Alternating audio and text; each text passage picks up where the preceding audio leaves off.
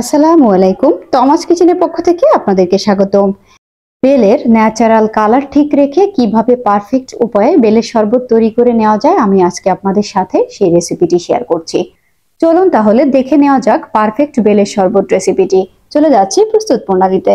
বেলের শরবত তৈরি করে নেওয়ার জন্য আমি এখানে বড় সাইজের একটা বেল নিয়ে নিয়েছি। আপনারা দেখে নিশ্চয়ই বুঝতে পারছেন বেলটা কিন্তু বেশ বড়। আমি একদম পাকা একটা বেল বাজার থেকে কিনে এনেছি। আপনারা চেষ্টা করবেন অবশ্যই একদম পাকা বেল এনে এই শরবতটা তৈরি করে নিতে, তাহলে খেতে বেশি ভালো লাগে। একই সাথে এখানে নিয়ে নিয়েছি 1.5 কাপ পরিমাণে চিনি। মিষ্টিটা আপনারা আপনাদের পছন্দ মতো দিয়ে দিতে পারবেন, কোনো সমস্যা নেই। প্রথমে আমি বেলটাকে ভেঙে নিচ্ছি। বেলটা ভেঙে নিয়েছি, দেখতে পাচ্ছেন একদম পাকা বেল। এখন আমি ভিতর থেকে পুরো বেলটা একটা চামচের সাহায্যে উঠিয়ে নিচ্ছি।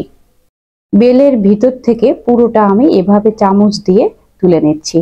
দেখুন বেলের ভিতরের পুরোটাই আমি এভাবে চামচের সাহায্যে উঠিয়ে নিয়েছি। একটা কাচের বোল নিয়ে নিলাম। এখন আমি এর মধ্যে পানি অ্যাড করে দিচ্ছি। আমি এখানে 3 গ্লাস পানি অ্যাড করে দিলাম। বোলের উপরে এভাবে ছাঁকনি দিয়ে ছেঁকে নিলে একবারেই কিন্তু কাজটা হয়ে যায়। আপনারা চাইলে এভাবে হাত দিয়ে সুন্দরভাবে কচলিয়ে নিয়ে আলাদাও ছেঁকে নিতে পারেন, তবে আমি একবারেই কাজটা শেষ করার জন্য এভাবে করছি। একটু সময় নিয়ে কাজটা করবেন, তাতে কিন্তু কাজটা সুন্দরভাবে বের হয়ে যাবে। আমি 4-5 মিনিট ধরে এভাবে একটু কচলিয়ে নিলাম। দেখুন এখন আমি ভিতর থেকে বড় আঁশগুলো প্রথমে এভাবে চিপড়িয়ে নিচ্ছি।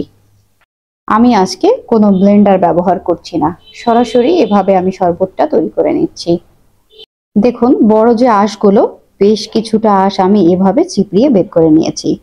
এখন আমি চাকনিটা বোল থেকে একটু উপরের দিকে নিয়ে এভাবে হাত দিয়ে ছেঁকে নিচ্ছি। একবারে ছাঁকনিতে এই কাজটা করলে বারবার কিন্তু ছেঁকে নেওয়ার প্রয়োজন হয় না, একবারেই রেডি হয়ে যায় শরবতটা। প্রিয় দর্শক দেখুন কতটা কাঠ বের হয়ে গিয়েছে, দেখতে পাচ্ছেন কতটা স্মুথ হয়েছে। এখন আমি এর মধ্যে চিনি অ্যাড করছি। এখন আমি চামচ দিয়ে নেড়ে চেড়ে সুন্দরভাবে মিশিয়ে নিচ্ছি। এই পর্যায়ে আপনারা কিন্তু বরফ দিতে যাবেন না, তাতে কিন্তু চিনিটা গলবে না।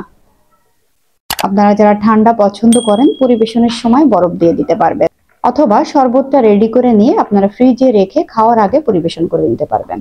আমি এখন আরো 1 গ্লাস পানি অ্যাড করে দিলাম। প্রিয় দর্শক আমি আরো 1 গ্লাস পানি অ্যাড করে দেওয়ার পর আমার কাছে মনে হয়েছে ঘনত্বটা একদম পারফেক্ট আছে। আমি এখানে 4 গ্লাস পানি ব্যবহার করলাম। আপনারা যেমন ঘনত্ব খেতে পছন্দ করেন সেই পরিমাণে পানি অ্যাড করে দিতে পারেন, তবে একটা বেলের জন্য এখানে আমার 4 গ্লাস পানি একদম পারফেক্ট। এখন আমি আপনাদেরকে পরিবেশন করে দেখিয়ে দিচ্ছি। আমি 4টা গ্লাসে বেলের শরবত ঢেলে নেওয়ার পরেও দেখেন কতটা পরিমাণে আছে। অর্থাৎ আপনারা একটা বড় সাইজের বেল, 4 গ্লাস পানি এবং 1.5 কাপ চিনি দিয়ে যদি শরবতটা রেডি করেন, সেক্ষেত্রে কিন্তু আপনারা 6 থেকে 7 জনকে পরিবেশন করতে পারবেন। আশা করছি আপনারা পরিমাপটা বুঝতে পেরেছেন। আপনারা খাওয়ার আগে বরফ দিয়ে পরিবেশন করে নেবেন। আর কেউ যদি ঠান্ডা খেতে পছন্দ না করেন কোনো সমস্যা নেই, এভাবে সরাসরি খেতে পারবেন। আপনাদের যদি আমার এই রেসিপিটি ভালো লাগে আপনারা একবার চেষ্টা করবেন, আর কেমন হলো আমাকে কমেন্টে জানাতে কিন্তু ভুলবেন না। আমার চ্যানেলের ভিডিওগুলো যদি আপনাদের ভালো লাগে আপনারা আমার চ্যানেলটি লাইক দিবেন, সেই সাথে সাবস্ক্রাইব করতে কিন্তু ভুলবেন না। আর আমার রেসিপি নিয়ে আপনাদের যদি কোনো প্রশ্ন থাকে আপনারা আমাকে কমেন্টে জানাতে পারেন, আমি চেষ্টা করব আপনাদেরকে কমেন্টে উত্তর দিয়ে দিতে। আজ এই পর্যন্ত, দেখা হবে আবারও কোনো নতুন ভিডিও নিয়ে, নতুন কোনো রেসিপি নিয়ে। সেই পর্যন্ত আপনারা ভালো থাকুন, সুস্থ থাকুন। আল্লাহ হাফেজ।